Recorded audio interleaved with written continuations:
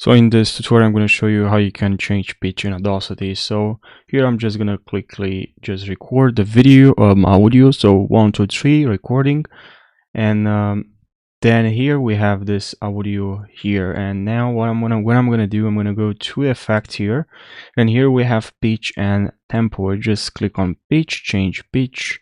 And you must first select some audio to perform this. Yeah, I'm sorry, I forgot to select this. So let's go back to effects, pitch, change pitch, and here we have a couple of options from to frequency, and I'm just gonna go about this, use quality stretching and preview. Just record the video audio, so 1, 2, 3 recording. But if you go on the other side,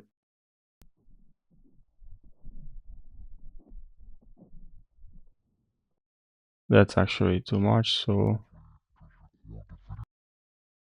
about like this should be.